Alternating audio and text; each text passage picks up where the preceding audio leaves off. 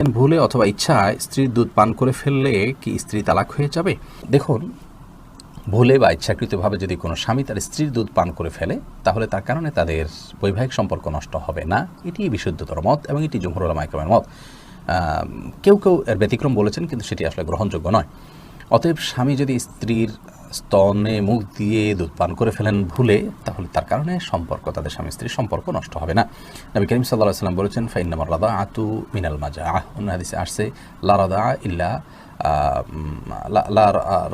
লা রাদাআ ইল্লা ফি সানাতাইন আও কামা ক্বালা আলাইহিস সালাতু ওয়াস সালাম। 2 বছরের বাইরে গেলে যদি দুধ পান করানো হয়, সে দুধ পান করানোর ভিত্তিতে হারাম হওয়ার সম্পর্ক সাব্যস্ত হবে না।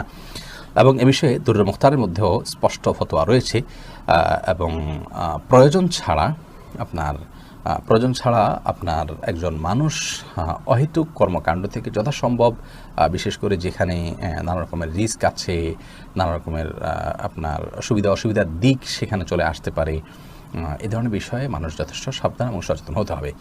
স্ত্রীর দুধ যদি অনিচ্ছাকৃতভাবে কারোর মুখে চলে যায় এবং সে পান করে ফেলে, তাহলে সেটা মানে ইচ্ছাকৃত যদি কেউ করে তাহলে সেটা নাজায়েজ হবে, গুনাহের কথা হবে।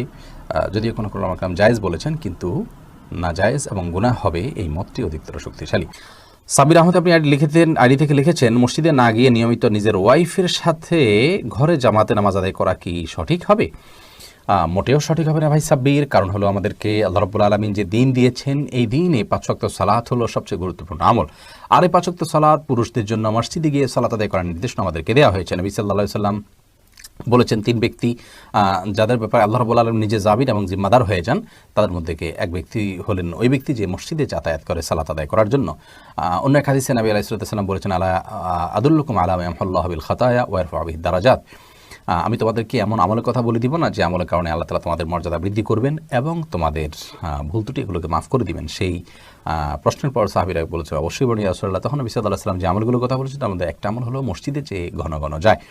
তো মসজিদে যাওয়া, মসজিদে গিয়ে সালাত আদায় করার জন্য নির্দেশ আমাদেরকে দেওয়া হয়েছে। আর জামাতের আয়োজনটা মসজিদে হবে পুরুষদের জন্য, এতেই জামাতের যে উদ্দেশ্য সেটা সাধিত হবে।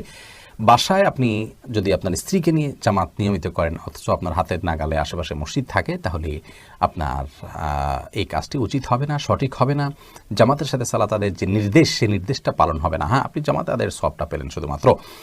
অবশ্য এ বিষয়ে রদ্দুল মুখতারের যে ফতোয়া রয়েছে, সেই ফতোয়া যদি আমরা সামনে রাখি, তাহলে সেক্ষেত্রে দেখতে পাই যে যদি আপনার পরিবার পরিজনের সদস্য যারা আছেন তাদেরকে নিয়ে আপনি জামাতের আয়োজন করেন, ধরুন মসজিদ দূরে, আপনি আপনার বাসা বাড়িতে বা আপনার বিল্ডিংয়ে যারা আছে তাদেরকে নিয়ে আপনি সালাতের আয়োজন করলেন, জামাতের আয়োজন করলেন সবাইকে নিয়ে, তাহলে এটা মাকরুহ হবে না।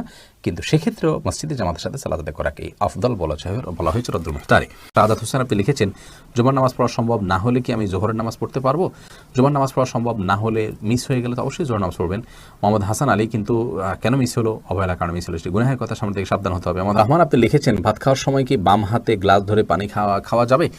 যাবে। বিশেষ করে বাম হাতে পানি নিয়ে ডান হাতে ঠেক দিয়ে অনেকে খান, অর্থাৎ 2 হাত দিয়েই খেলেন আর কি, এটা জায়েজ আছে। কিন্তু উত্তম হলো আপনি সরাসরি ডান হাত দিয়ে পান করা। কারণ নবী করিম সাল্লাল্লাহু আলাইহি ওয়াসাল্লাম এক কৃতদাসকে বাম হাতে খেতে দেখে বলেছেন, কুল বিয়ামিনিক, তুমি তোমার ডান হাতে খাও, অকুল বিমায়ালিক, এবং তোমার সামনে থেকে খাও। তো বাম হাতে পান করা এটা সুন্নাহর খেলাফ একটি কাজ, এটি করা উচিত নয়।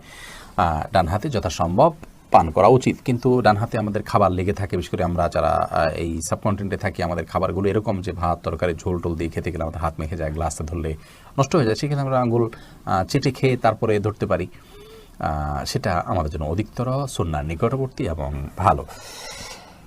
কিন্তু যদি কেউ বাম হাতে খেয়ে ডান হাত দিয়ে ঠেক দেন, তাহলে সেটাকেও আপনি আপনার ভুল বলবেন বা গুনাহ হয়েছে এরকম বলার কোনো সুযোগ নেই, সেটাও করা যেতে পারে। অনেক উলামা ইকরাম সেই পরামর্শ দিয়ে থাকেন। মাহদি হাসান আপনি লিখেছেন, নামাজের মধ্যে এক সূরা যদি 2 বার পড়ি তাহলে কি আমার নামাজ হবে? কোনো অসুবিধা, নামাজ হয়ে যাবে। এক সূরা যে একাধিকবার পড়তে হবে, এক সূরা যে একবার বেশি পড়া যাবে না, এমন কোনো বাধ্যবাধকতা নেই। আমরা সূরা তারাবির সালাতে যে পড়ি, এক রাকাতে তো অনেক সূরাও পড়ি, তাই না?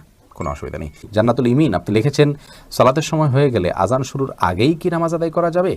সালাতের সময় হয়ে গেলে আজান শুরুর আগে আপনি সালাত আদায় করতে পারেন, কোনো অসুবিধা নেই। সালাতের সময় হওয়াটা হলো মূল। ইন্না সালাতা কানাত আলাল মুমিনিনা কিতাবাম মাওকুতা, সালাত নির্দিষ্ট সময় আদায় করাটাকে ফরজ করা হয়েছে। আজান হলে তারপরে জামাত হবে, আজান হলো ডাকার জন্য, কিন্তু তার আগে মা বোনরা তার জায়গায়, পুরুষরাও তার জায়গায় সালাত আদায় করতে পারবেন, কোনো অসুবিধা নেই। আর